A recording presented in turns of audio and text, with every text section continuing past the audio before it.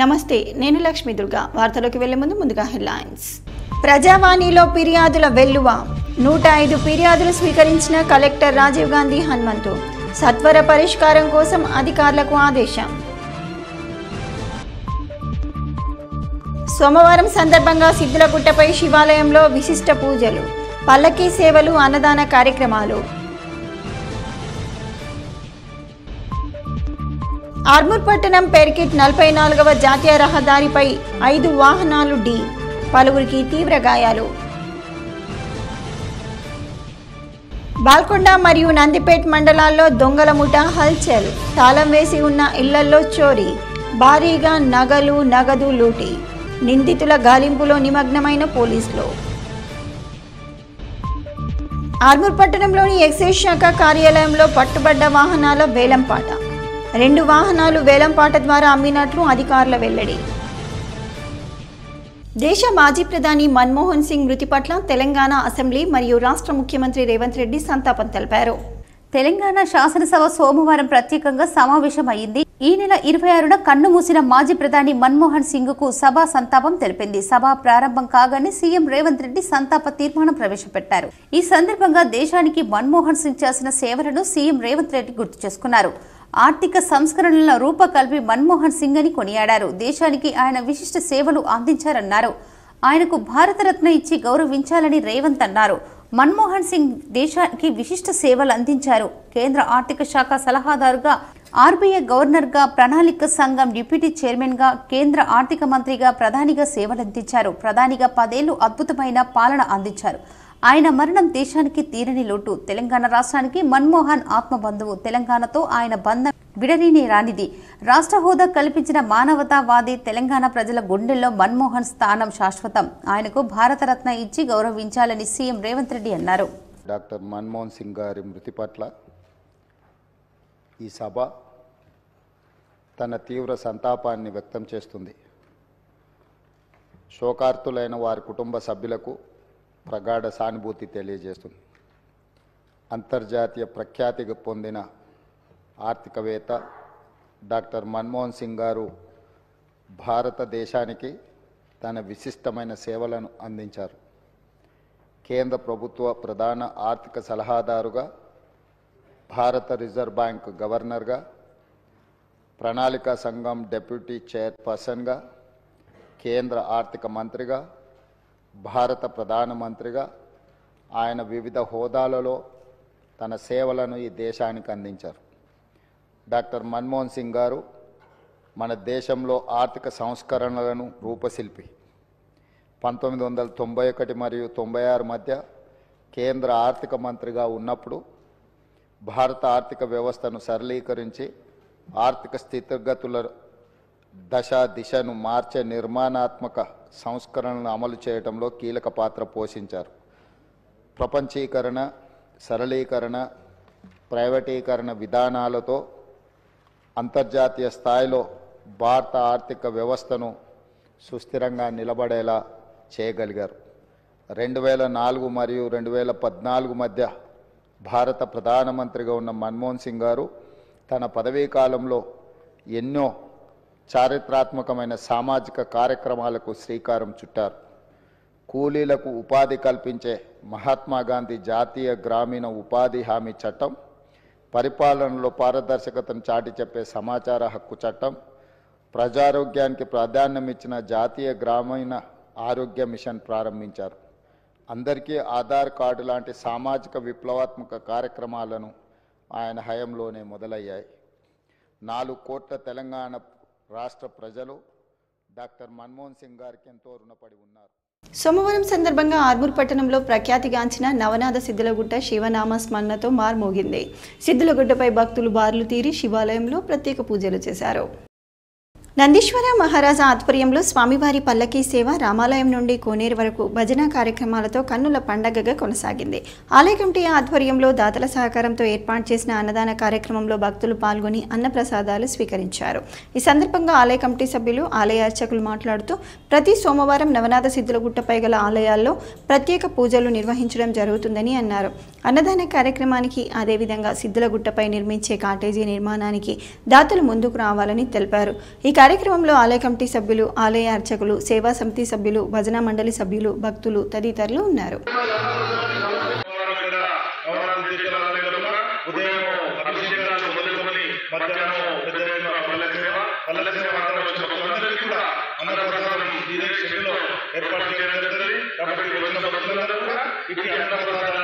స్వీకరించి ఒక లైన్ల క్రమపద్ధతిగా ఆ గ్రామాల నుండి లైన్ నుండి వచ్చేసి అందరూ కూడా భోజనం చేయాల్సిందిగా విజ్ఞప్తి చేస్తాము. అలాగే ఈ రోజు మన అన్నప్రసాదాన్ని మనకు అందిస్తున్న వారు దాతగా వ్యవహరించినటువంటి వారు అంకం సుధాకర్, మధులిక దంపతులు మరియు వారి కుటుంబం జితేష్ మరియు ప్రణయ్ వారందరికీ వారి కుటుంబానికి ఆ నవరత్న సిద్ధేశ్వర రుట్ల వాస్తవ్యులు వారందరికీ ఆ నవరత్న సిద్ధేశ్వరుని చెప్పడంతో ఆర్మూర్ పట్టణంలోని మైనార్టీ వెల్ఫేర్ గురుకుల పాఠశాలను మున్సిపల్ కమిషనర్ రాజు తనిఖీ చేసి నూతన డైట్ మెనూపై విద్యార్థుల అభిప్రాయాలను సేకరించారు. పాఠశాలలో వంటగది, స్టోర్ రూమ్, టాయిలెట్స్, బాత్రూమ్, డార్మేటరీతో పాటు పరిసరాలను తనిఖీ చేశారు. విద్యార్థులకు నూతన డైట్ మెనూ ప్రకారం నాణ్యమైన రుచికర భోజనం అందించాలని ప్రిన్సిపాల్కు సూచించారు. 10వ తరగతి విద్యార్థులతో మాట్లాడి ఫైనల్ పరీక్షల్లో మంచి మార్కులు సాధించాలని, గురుకుల విద్యార్థులు 100% ఉత్తీర్ణత పొందాలని అన్నారు. ఈ కార్యక్రమంలో శానిటరీ ఇన్స్పెక్టర్ గజానంద్, పాఠశాల ప్రిన్సిపల్ తదితరులు ఉన్నారు.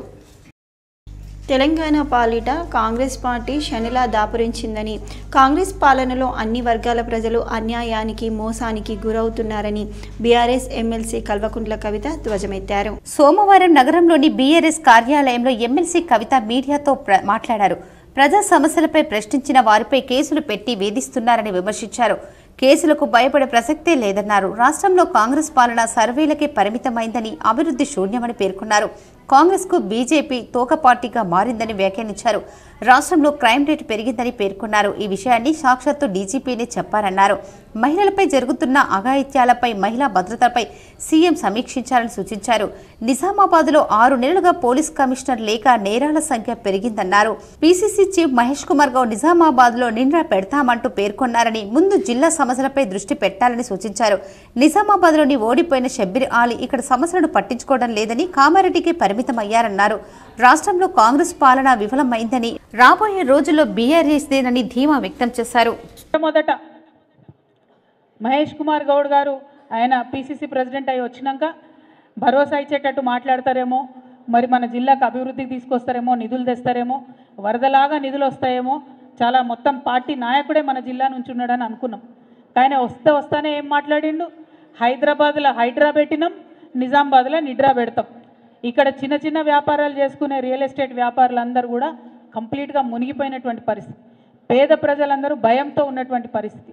నిజామాబాద్ చుట్టుముట్టు ఉన్నటువంటి వాళ్ళందరినీ నిడ్రా పేరు పెట్టి మళ్ళీ బుల్డోజర్లు పెట్టి కూలగొడతామని చెప్పి మహేష్ కుమార్ గౌడ్ గారు మాట్లాడినటువంటి పరిస్థితి. నేను ఇవాళ మహేష్ కుమార్ అన్నను ఒకటే రిక్వెస్ట్ చేస్తా ఉన్నా, అన్న మనం నిజామాబాద్ వాళ్ళం, మీరు మంచి పెద్ద పదవిలో ఉన్నారు, కాంగ్రెస్ పార్టీలో అత్యున్నతమైనటువంటి పదవిలో ఉన్నారు, కాబట్టి మీరు మన జిల్లాకు నిధులు తీసుకురండి, మన జిల్లా శాంతి భద్రతలను కాపాడే విధంగా తొందరగా పోలీస్ కమిషనర్ని తీసుకురండి. హైడ్రాతో అక్కడ హైదరాబాద్ ప్రజలు ఆగమైనరు, ఇక్కడికి నిడ్రా మాత్రం దయచేసి తీసుకొని రాకండి. పేద ప్రజలకు అవకాశం ఉన్న చోట తరలించండి, నదులను రక్షించండి. ఒక బాధ్యత కలిగినటువంటి ప్రతిపక్షంగా మేము మీకు సహకారం అందిస్తాం. కానీ వాళ్ళకి ఏ ఆధారం లేకుండా ప్రజల ఇంటి మీదకి మాత్రం బుల్డోజర్ తీసుకొని పోవద్దని మహేష్ కుమార్ గౌడ్ అన్న గారిని మేము రిక్వెస్ట్ చేస్తూ ఉన్నాం. అట్లనే మన జిల్లాకు తొందరగా మంత్రి వస్తే కనీసం 1-2 రూపాయలు వాళ్ళు ఇచ్చే నిధులు వస్తాయేమో అనేటటువంటి ఆలోచన కూడా ప్రజలందరిలో ఉంది. మరి అది ఎప్పుడు విస్తరణ అవుతుందో, ఎప్పుడు మన జిల్లాకు నిధులు వస్తాయో అర్థం కానటువంటి పరిస్థితి కూడా ఉంది. సో ఇవాళ నిజామాబాద్కి వచ్చి నిన్న ఇవాళ ఇక్కడ రైతుల్ని, ప్రజల్ని, విద్యార్థుల్ని అందరినీ కలిసిన తర్వాత వస్తున్నటువంటి కామన్ ఒపీనియన్ ఏంటంటే, ముఖ్యంగా మా ఆడబిడ్డలకు చెప్పినటువంటి 2500 రూపాయలు మహాలక్ష్మి ఎవరికి కూడా వస్తలేదు. రేషన్ కార్డుల విషయం అసలే ఎవరు మాట్లాడతలేరు. ఇవాళ సంక్రాంతి వస్తుంది, సంక్రాంతి రాగానే రేషన్ కార్డులు తొందరగా ఇవ్వాలని, మా ఆడబిడ్డలకు 2500 ఇవ్వాలని, కళ్యాణ లక్ష్మితో పాటు తులం బంగారం ఇవ్వాలని, ఏదైతే ముస్లిం సోదరులకు షాదీ ముబారక్లో 1,60,000 ఇచ్చి మళ్ళా తులం బంగారం ఇస్తామని చెప్పినారు. ఆర్మూర్ పట్టణంలోని పేర్కెట్ శివార్లో మహిళా ప్రాంగణం వద్ద నేషనల్ హైవే 44పై 5 వాహనాలు ఢీకొన్న ఘటనలో పలువురికి తీవ్ర గాయాలయ్యాయి. స్థానికుల వివరాల ప్రకారం మహిళా ప్రాంగణం వద్ద నిర్మల్ నుండి ఆర్మూర్ వైపు వస్తున్న ఆటోను డ్రైవర్ నిర్లక్ష్యంగా నడుపుతూ రోడ్డు మధ్యలో డివైడర్ను ఢీకొట్టి ప్రమాదం జరగడంతో వెనుక ఉన్న లారీ, పక్కనే ఉన్న కారు, టాటా ఏసీ వ్యాన్లు ఒకదానికొకటి ఢీకొట్టుకున్నాయి. సంఘటనా స్థలానికి చేరుకున్న పోలీసులు క్షతగాత్రులను 108 వాహనం ద్వారా ఆసుపత్రికి తరలించారు. ప్రమాదంలో ఎటువంటి ప్రాణ నష్టం జరగకపోవడంతో వాహనదారులు ఊపిరి పీల్చుకున్నారు. ఆర్మూర్ పట్టణంలోని శ్రీ భాషిత పాఠశాలలో PP1, PP2, PP3 విద్యార్థులకు master chef and fireless cooking activity కార్యక్రమాన్ని నిర్వహించారు. ఈ సందర్భంగా విద్యార్థులకు ఫైర్ వినియోగించకుండా ఆహార పదార్థాలను ఎలా తయారు చేయాలో, వంట చేసే వారి శ్రమను తెలియజేసి వారి పట్ల కృతజ్ఞతా భావంతో ఉండాలని ఉపాధ్యాయునులు, ప్రిన్సిపల్ సూచించారు. పాఠశాల కరెస్పాండెంట్ పోలపల్లి సుందర్ మాట్లాడుతూ మాస్టర్ చెఫ్, ఫైర్లెస్ కుకింగ్ వంటి యాక్టివిటీస్ ఏర్పాటు చేసి విద్యార్థులకు న్యూట్రిషనల్ ఫుడ్ ఆవశ్యకత తెలుపుతూ రోజు శ్రమతో వంటలు చేసి ఆకలి తీర్చే వారి పట్ల గౌరవాన్ని, విధేయతను పెంపొందించే కార్యక్రమమని, చిన్నప్పటి నుంచి చిన్న చిన్న పనులు తాము సొంతంగా చేసుకునే ఆనవాయితీ పాశ్చాత్య దేశాలలో నేర్పించే విధానాన్ని శ్రీ భాషిత పాఠశాలలో నేర్పిస్తున్నామని అన్నారు. ఈ కార్యక్రమానికి పళ్ళు, ఫలాలు పంపి సహకరించిన విద్యార్థుల తల్లిదండ్రులకు ప్రత్యేక కృతజ్ఞతలు తెలిపారు. ఈ కార్యక్రమంలో పాఠశాల ఉపాధ్యాయులు, విద్యార్థులు తదితరులు ఉన్నారు.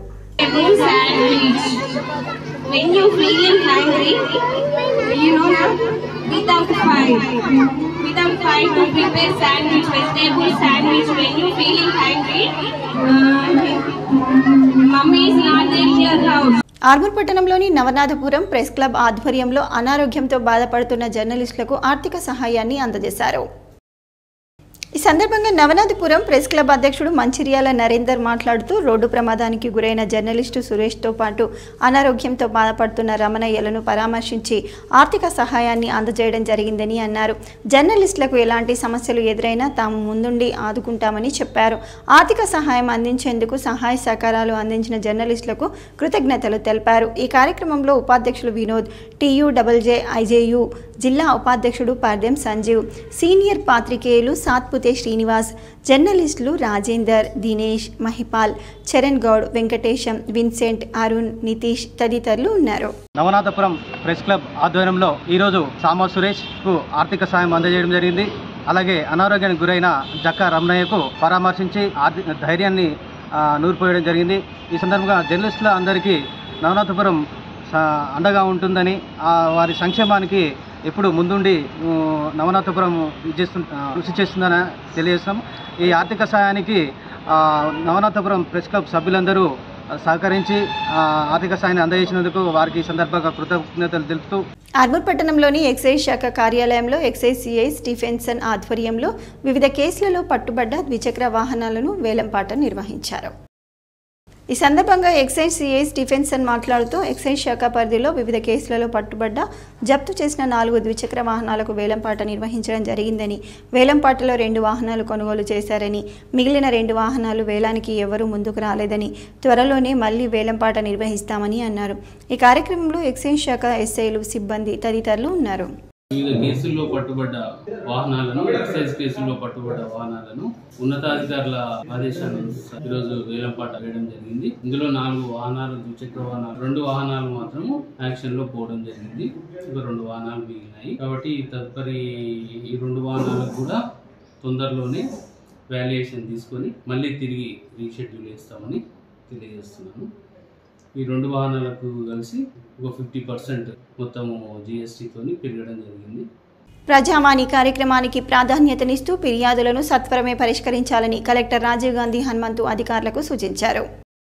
సమీకృత జిల్లా కార్యాలయాల సముదాయపు సమావేశపు మందిరంలో సోమవారం నిర్వహించిన ప్రజావాణి కార్యక్రమానికి 105 ఫిర్యాదులు అందాయి. జిల్లాలోని వివిధ ప్రాంతాల నుండి వచ్చిన ఫిర్యాదుదారులు తమ సమస్యలను కలెక్టర్తో పాటు అదనపు collector Ankit, trainee collector Sanketh Kumar, DRDO Sayagoud, DPO Srinivasarao, RDO Rajendra కుమార్లకు విన్నవిస్తూ అర్జీలు సమర్పించారు.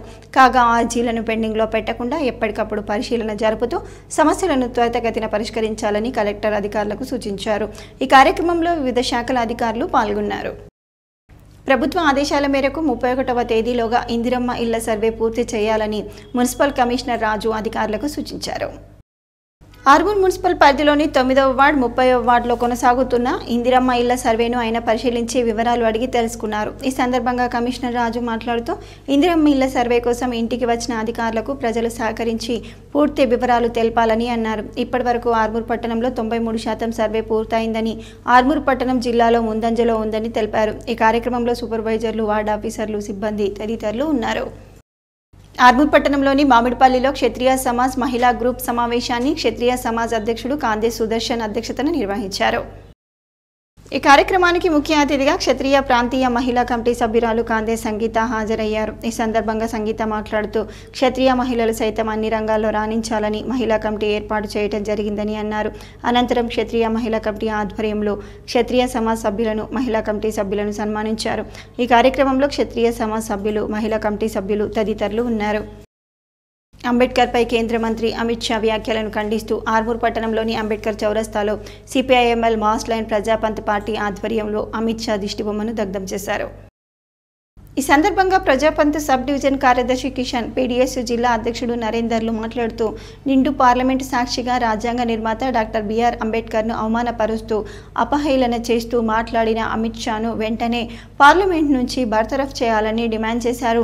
బీజేపీ అధికారంలోకి వచ్చిన తర్వాత దేశంలో దళితులపై దాడులు పెరిగాయని, అంబేద్కర్ను, రాజ్యాంగాన్ని అవమానపరుస్తూ పాలన కొనసాగిస్తున్నారని, దేశ ప్రజలకు అమిత్ షా క్షమాపణ చెప్పాలని, అదేవిధంగా బీజేపీ ప్రభుత్వం అమిత్ షా చర్యలు తీసుకోవాలని సూచించారు. ఈ కార్యక్రమంలో ప్రజాపంత్ నాయకులు, విద్యార్థి సంఘాల నాయకులు తదితరులు ఉన్నారు. మాత్రమే చిత్తశుద్ధి ఉందా? మీరు ఏ పద్ధతిలో మీరు ఈ రోజు పార్లమెంట్ కి ఎన్నికయ్యారని చెప్పేసి ఈ సందర్భంగా నేను తెలియజేస్తున్నాను. తక్షణమే నరేంద్ర మోడీ ప్రభుత్వం ఏదైతే అంబేద్కర్ అవమానించినటువంటి అమిత్ షా వెంటనే బర్తరఫ్ చేయాలని చెప్పేసి కూడా ఈ సందర్భంగా మేము డిమాండ్ చేస్తా ఉన్నాము. ఎందుకంటే ఈ రోజు బీజేపీ ప్రభుత్వం కేవలం ఈ రాజ్యాంగాన్ని తూట్లు పొడిచే విధంగా, ఏదైతే సనాతన ధర్మాన్ని తీసుకొచ్చే విధంగా ఈ రోజు ప్రయత్నం చేయడంలో ఇది ఒక కుట్ర అని చెప్పేసి ఈ సందర్భంగా మాకు అర్థమవుతోంది. తక్షణమే కేంద్ర మంత్రి అయినటువంటి అమిత్ షాని బర్తరఫ్ చేయాలని చెప్పేసి ఈ సందర్భంగా ప్రజాపంత పార్టీకి మేము డిమాండ్ చేస్తా ఉన్నాము. ఈ రోజు అంబేద్కర్ సదస్సులో కేంద్ర మంత్రి అమిత్ షా దిష్టిబొమ్మ దానం చేయడం జరిగింది. ఇదే వాక్యాన్ని ఇంకా ఎవరైనా ఇంకా చేస్తే ఖచ్చితంగా మీకు ఖచ్చితంగా దగ్గర రోజులు పడతాయని చెప్పేసి అంబేద్కర్ ఆహ్వానిస్తూ, అవేళన చేస్తూ రాజ్యాంగాన్ని ఆయన పద్ధతులు అమలు చేసుకోవడానికి వాళ్ళని అంబేద్కర్ ని అవమానపరచడం అంటే ఇది సరైన విధానం కాదు. ఎందుకంటే ఇప్పటికే అనేక దళితుల మీద కానీ, గిరిజనుల మీద కానీ, అనేక మంది సామాన్య ప్రజల మీద ఇప్పటికీ అత్యాచారాలు, హత్యలు చేస్తున్నటువంటి బీజేపీ మతోన్మాదం ఇవాళ అంబేద్కర్ని అవమానించడం అంటే ఇవాళ దేశంలో ఉన్నటువంటి పేదరిక ప్రజల్ని అవమానించడం అనేది ఇవాళ సిపిఎం మాస్ లైన్ గా మేము ఇవాళ నరేంద్ర మోడీ ప్రభుత్వాన్ని కానీ, అట్లాగే అమిత్ షాని కూడా కానీ రాజీనామా చేయాలని, వెంటనే రాజీనామా చేయకపోతే పెద్ద ఎత్తున ఉద్యమాలు తప్పాయని చెప్పేసి సిపిఎం మాస్ లైన్ గా మేము విజ్ఞప్తి చేస్తాం. బాల్కొండ మండల కేంద్రంలో దొంగలు బీభత్సం సృష్టించి తాళం వేసి ఉన్న ఇంటిని టార్గెట్ చేసి ఇంట్లోని నగలు, నగదుతో ఉడాయించారు. బాల్కొండ మండల కేంద్రంలోని వినాయక్ నగర్ కాలనీలో పొగరు చిన్న మల్లేష్ అనే వ్యక్తి ఇంటి తాళాలు పగలగొట్టి బీర్వాలోని 2 తులాల బంగారం, 10,000 రూపాయల నగదును దుండగులు ఎత్తుకెళ్లారు. మల్లేష్ భార్య సవిత ఇంటికి తాళం వేసి ఊరికి వెళ్లటంతో తాళం వేసి ఉన్న ఇంటిని దొంగలు టార్గెట్ చేశారు. తాళం పగలగొట్టి బీర్వాలు ధ్వంసం చేసి బీర్వాలోని 2 తులాల బంగారం మరియు 10,000 రూపాయలు ఎత్తుకెళ్లారని పోలీసులకు ఫిర్యాదు చేశారు. ఘటనా స్థలానికి చేరుకున్న పోలీసులు వివరాలు సేకరించి కేసు నమోదు చేసి దర్యాప్తు చేయడం జరుగుతుందని ఎస్ఐ తెలియజేశారు. నందిపేట్ మండల కేంద్రంలో దొంగల ముఠా హల్చల్ సృష్టించి 5 ఇళ్లలో చోరీకి పాల్పడి 3 తులాల బంగారం మరియు నగదును దొండగులు ఎత్తుకెళ్లారు. నందిపేట్ మండల కేంద్రంలోని శ్రీరామ్ నగర్ కాలనీలో సోమవారం తెల్లవారుజామున 2 గంటల సమయంలో ఇసుక కొండయ్య, మేక వెంకటేష్, ఇందూరు భూమేశ్వర్, విఆర్ఓ రాజేశ్వర్, బైండ్ల నారాయణలకు చెందిన 5 ఇళ్ల తాళాలను దొంగలు పగలగొట్టి 2 గంటల నుంచి 3 గంటల వరకు బీభత్సం సృష్టించారు. 4 ఇళ్లలో ఏమీ దొరకకపోవడంతో వెనుదిరిగారు. ఇసుక కొండయ్య ఇంట్లో మాత్రం 3 తులాల బంగారం, 6,000 రూపాయల నగదును దొంగలించినట్లు బాధితులు పోలీసులకు ఫిర్యాదు చేశారు. కాలనీలో ఏర్పాటు చేసిన సీసీ కెమెరాలు ఎస్ఐ చిరంజీవి పోలీస్ బృందం పరిశీలించి ఆధారాలు సేకరిస్తున్నారు. వరుస చోరీలకు పాల్పడుతున్న దొంగతనాలు కేసు ఛేదించడంలో పోలీసులు నిమగ్నమయ్యారు. ఇతర ప్రాంతాలకు వెళ్తున్న వారు పోలీసులకు సమాచారం అందిస్తే రాత్రి వేళలో పెట్రోలింగ్ నిర్వహిస్తామని ఎస్ఐ తెలిపారు. బాల్కొండ మండల కేంద్రంలోని నడిం గల్లీలో పల్లికొండ నర్సయ్య అనే వ్యక్తి ఇల్లు ప్రమాదవశాత్తు పూర్తిగా దగ్ధమైంది. బాల్కొండ మండల కేంద్రంలోని నడిం గల్లీకి చెందిన పల్లికొండ నర్సయ్య అనే వ్యక్తి తన వ్యవసాయ క్షేత్రంలో పొలం వేయడానికి వెళ్లాడు. నేడు ఇంట్లో ప్రమాదవశాత్తు మంటలు చెలరేగి బట్టలు, ఇంట్లోని సామాగ్రి మరియు ఇటీవల వడ్లు అమ్మగా వచ్చిన నగదు పూర్తిగా బూడిదయ్యాయని బాధితుడు తెలిపారు.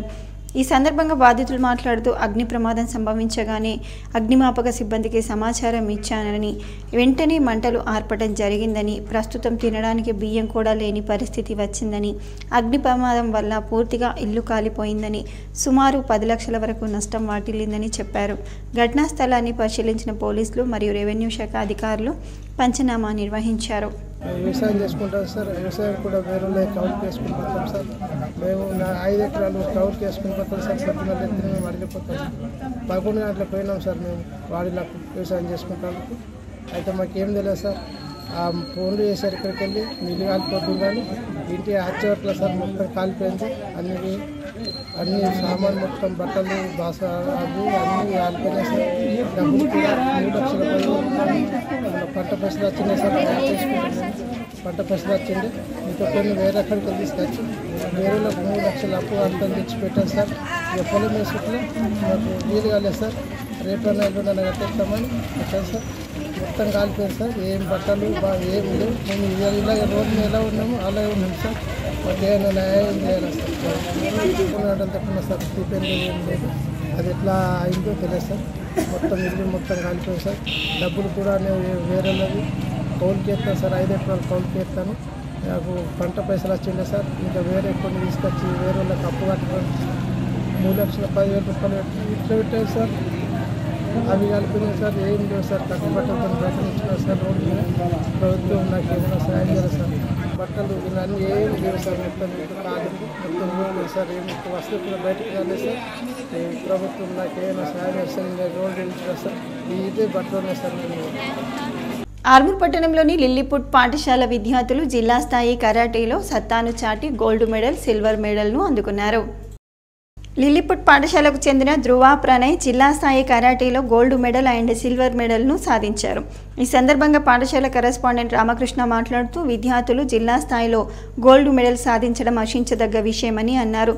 భవిష్యత్తులో విద్యార్థులకు కరాటే ఎంతో ఉపయోగపడుతుందని పేర్కొన్నారు.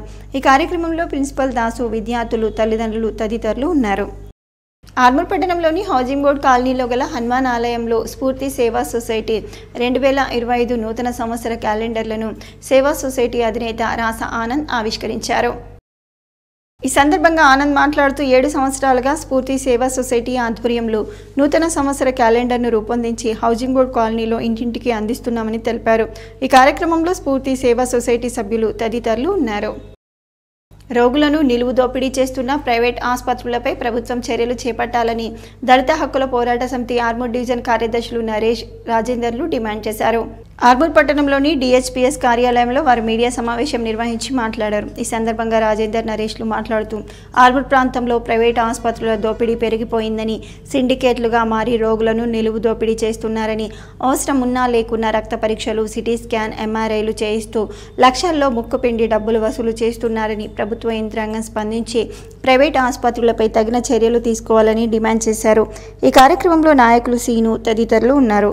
ఈ ఆసుపత్రులను, ఈ డాక్టర్లను చూస్తుంటే ఇది ఎందుకు చేస్తున్నారో మాకు అర్థం కావడం లేదు. ఈ ప్రజల దగ్గర డబ్బులు ఎందుకు తీసుకుంటున్నారో, ఒక్క రోజులో ఇంటికి పంపించింది రోగులను 10 రోజులు హాస్పిటల్లో పడుకోబెట్టి ఆ టెస్టులు, ఈ టెస్టులు అంటూ లేని టెస్టులన్నీ ముప్పుగట్టి వీళ్లకు అన్నీ అయిపోయిన తర్వాత ఏమీ రాలేదమ్మా, మీకు నెగిటివ్గానే ఉన్నది, పాజిటివ్ ఏమీ లేదు అని చెప్తూ డబ్బులు దండుకుంటున్నారు.